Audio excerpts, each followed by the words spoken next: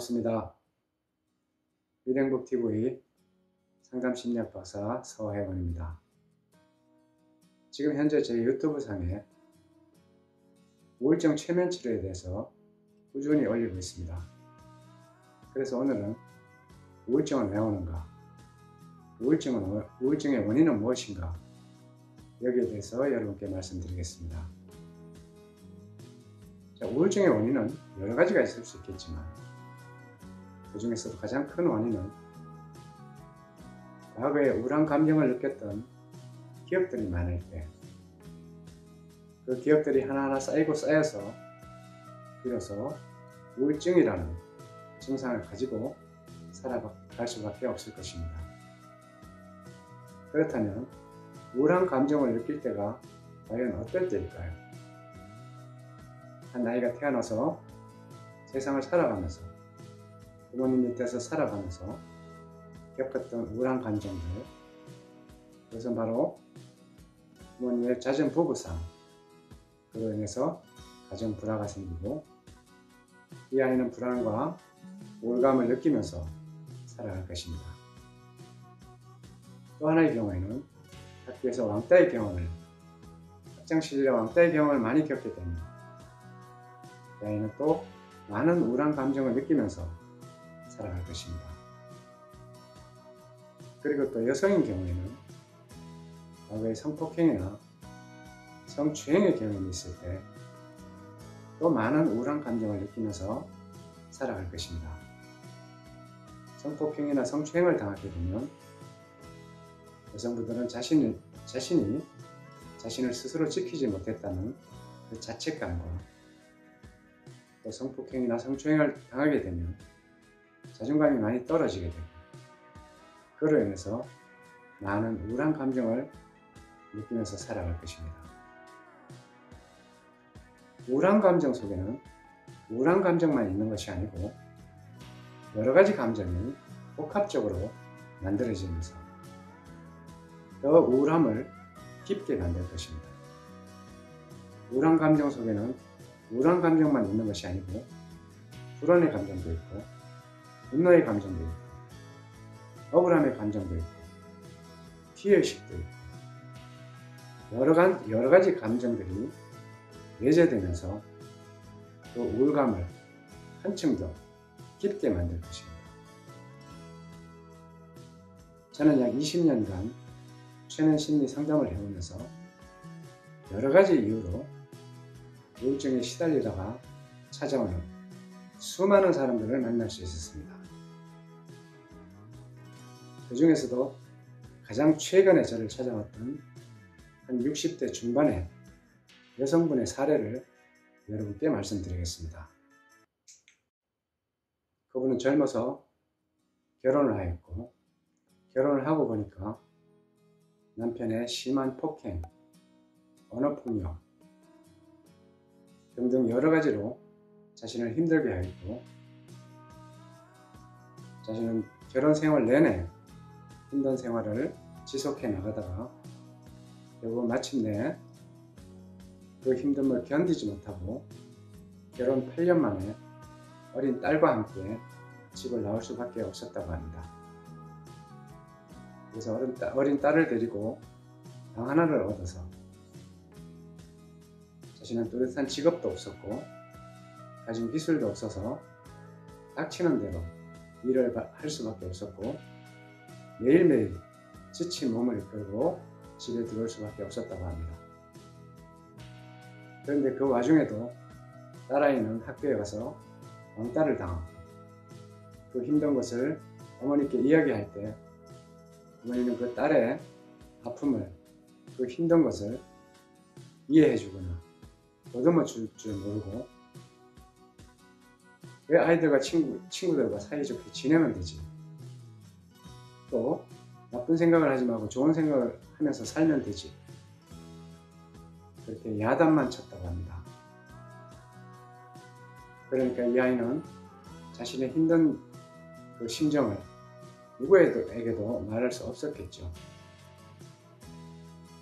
그래서 이 아이는 힘든 학교 생활을 할 수밖에 없었고 그러다가 중학교에 들어가서 이 딸아이가 어머니께 핸드폰을 사달라고 했는데 어머니는 그때 돈이 없어서 핸드폰을 사주지도 못했다고 합니다. 그렇게 이 아이는 힘들게 살아가다가 마침내 2015년 어느 여름날 25살의 나이로 투신 자살을 하고 말았습니다.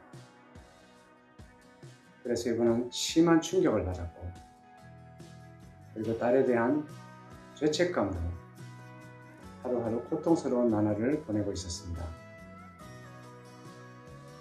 어릴 때 딸이 자신에게 힘들다고 호소할 때 보듬어 주지 못했다는 그 죄책감,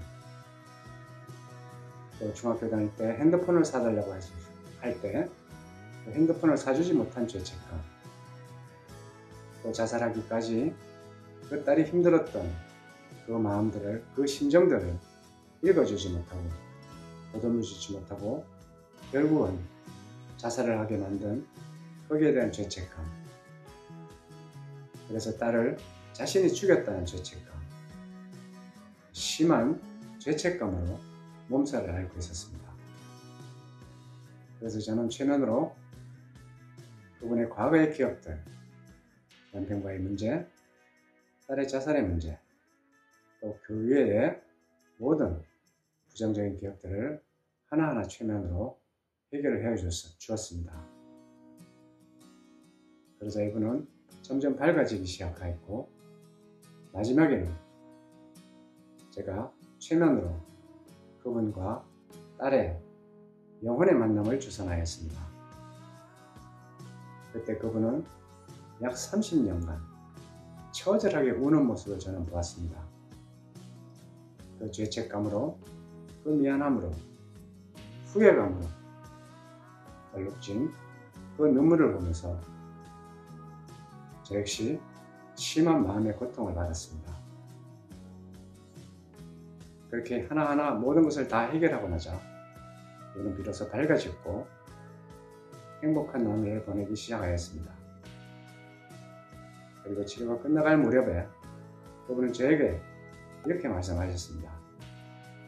저는 지금 행복한 나날을 보내고 있습니다. 집에 가면 음악을 틀어놓고 춤을 춥니다. 그랬을 때 제 마음은 너무 흡족하였고 그 보람은 무엇으로도 바꿀 수 없었습니다. 이렇듯이 우리의 과거의 기억은 한 사람의 미래를 좌우할 수 있습니다. 그러나 우리는 내가 가지고 싶은 기억을 내가 선택할 수는 없습니다. 좋은 기억이든 나쁜 기억이든 그 경험들을 내 자신이 선택할 수는 없습니다. 환경에 따라서 내가 좋은 경험을 하면서 살아갈 수도 있고 또 나쁜 경험을 하면서 살아갈 수도 있습니다. 그것은 오로지 내가 선택하는 것이 아니고 환경이 선택을 해주겠죠. 하지만 내가 나쁜 경험을 많이 가졌다고 해서 너무 실망하지는 마시고 그 부정적인 기억들을 해소할 수 있는 방법은 얼마든지 있습니다. 그래서 여러분들이 가정을 꾸리고 계신다면 내 가정을 어떻게 만들어 갈 것인가, 우리 부부는 어떤 마음으로 살아야 될 것인가, 또 자녀가 있다면 내 자녀에게 어떤 경험들을 시켜줄 것인가, 어떤 기억들을 심어줄 것인가, 여기에 대해서 심사숙고할 필요가 있다고 생각합니다. 자녀들은 자신의 경험을 스스로 선택할 수는 없습니다. 그것은 오로지 부모님들의 몫일 것입니다. 부모님이 내 아이에게 부정적인 경험을 많이 심어줄 것이냐, 또 긍정적인 기억을 많이 심어줄 것이냐, 그것은 바로 오로지 부모님의 몫일 것입니다.